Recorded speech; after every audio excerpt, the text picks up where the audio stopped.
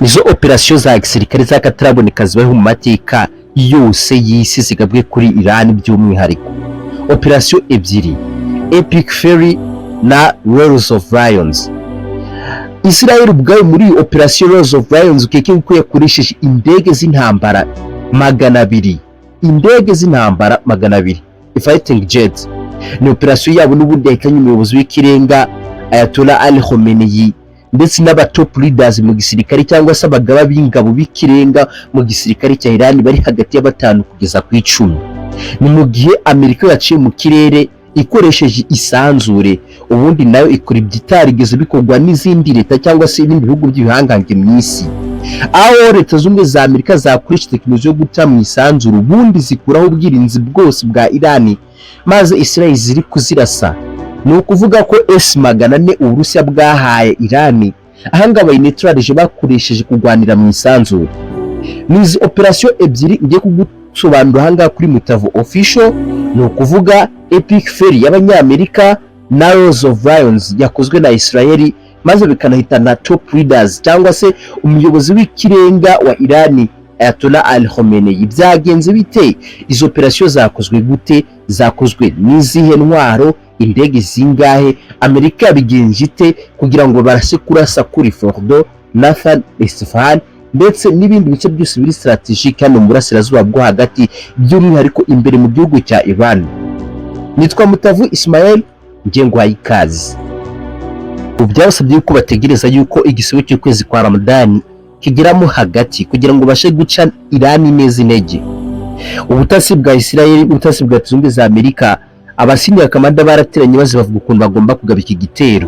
Benshi bemuje ko iki gitero cyagombaga gukwa kuri wa gatanu mu masaha y'ijoro nkuko bakoze Operation Midnight Hammer, ariko abasiniya bandi nabo bavuga batireka dutargeting ejo kwa gatandatu saa 3 nibwo ubuyobozi bwa Tehran ushobora kuzahurira kwa Ali Khamenei iwe cyangwa se mu biro bya Ali Khamenei kuri presidence azabera inama ikomeye cyane izahuza abayobozi benshi ba Iran barimo Ali Khamenei n'aba top leaders mu gisirikari, ubundi akariho tubategera tukaza kubarasa.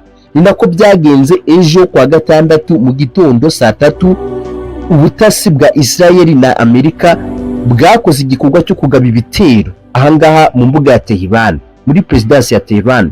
Ni nabwo bari kwiba ibisasu bya baka bombas byamanutse ubundi bijya muri concrete, biramanuka maze bishwanyukira mu ndake aho Ali Khamenei yari yihishe n'abayobozi mu gisirikari ndetse n'abandi bafite icyo bavuze kuri politiki ya Iran baje kwitabira Imana.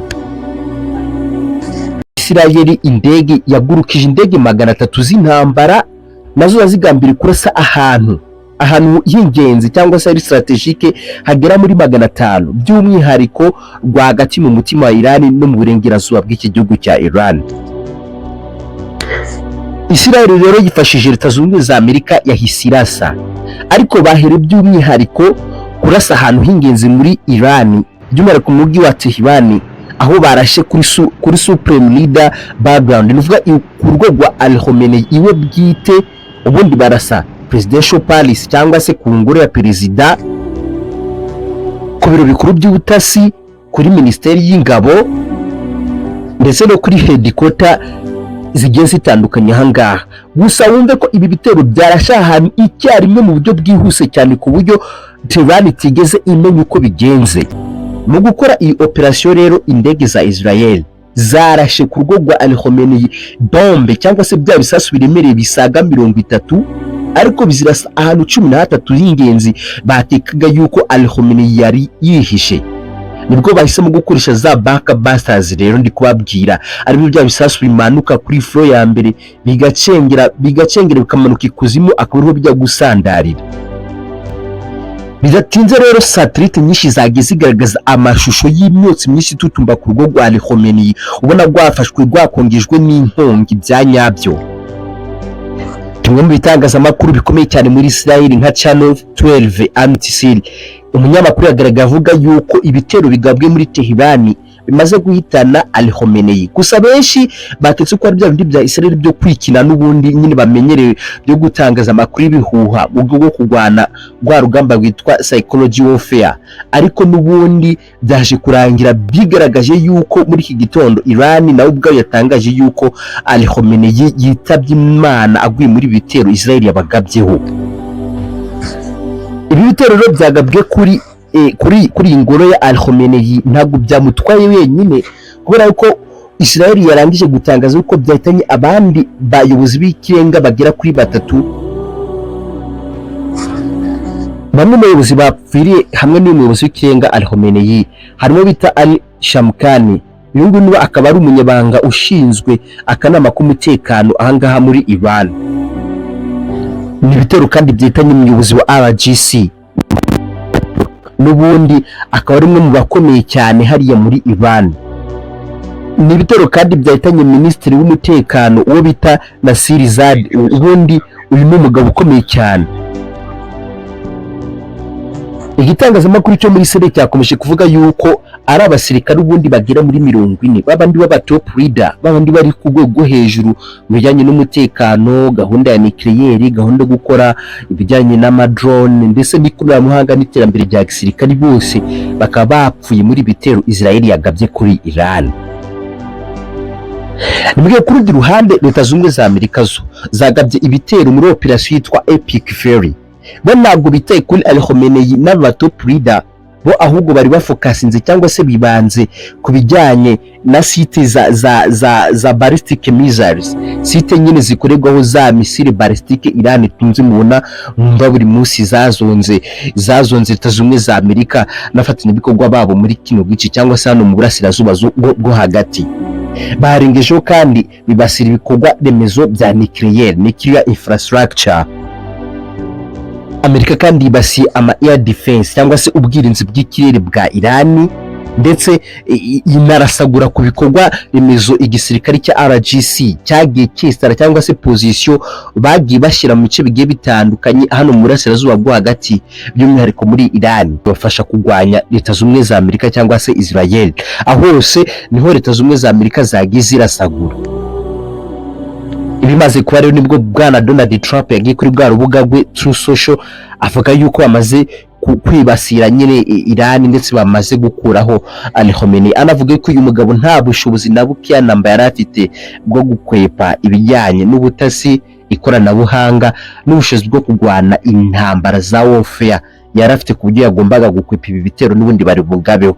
Ati n'ubundi umugabo nta hantu ari buze kuducikira byanga byakunda, ndetse anabivuga mu bwishongozi bwinshi cyane. Kuri Benjamin Netanyahu nawe ahise ajya mu itangazamakuru avuga yuko urugo rwa Ali Khamenei barangije kurasa bararushegesha kandi bwite. Anavuga yuko uyu Ali Khamenei umurambo we warangije kugaragara ku mashusho yuko uyu mugabo nyine yari amaze kwitaba Imana.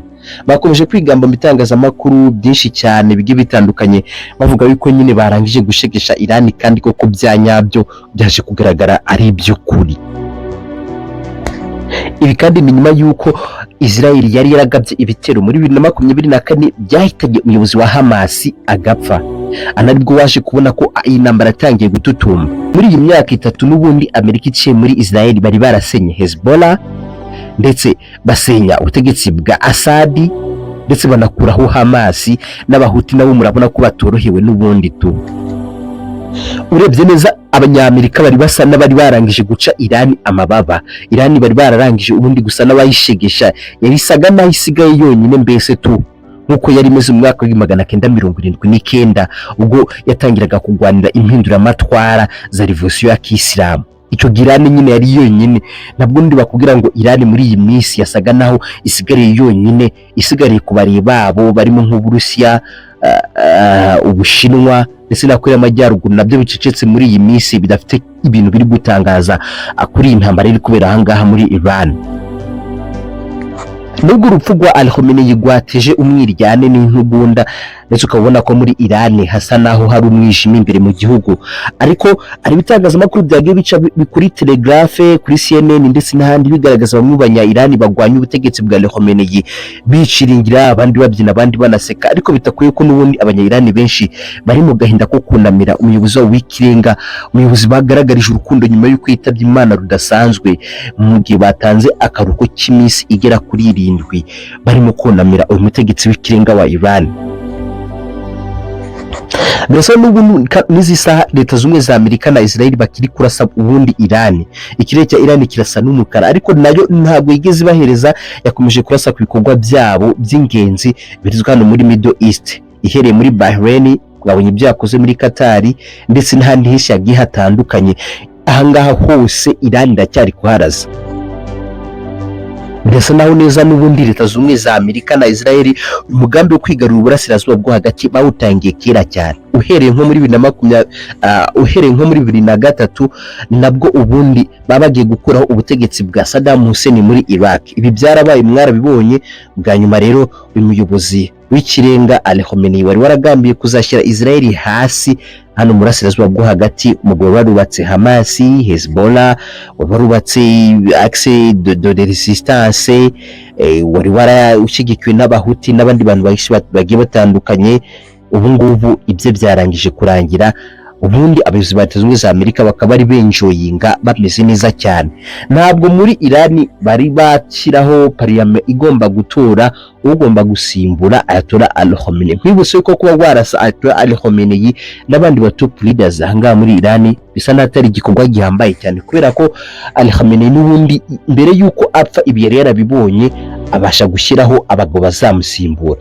Naho rero update turasa kujya tuzibaha 5 kuri 5 uko birajya bigenda ahangaha kuri channel ya Mutavu Official. Icyo musaba ni ugukora subscribe kandi stay tuned.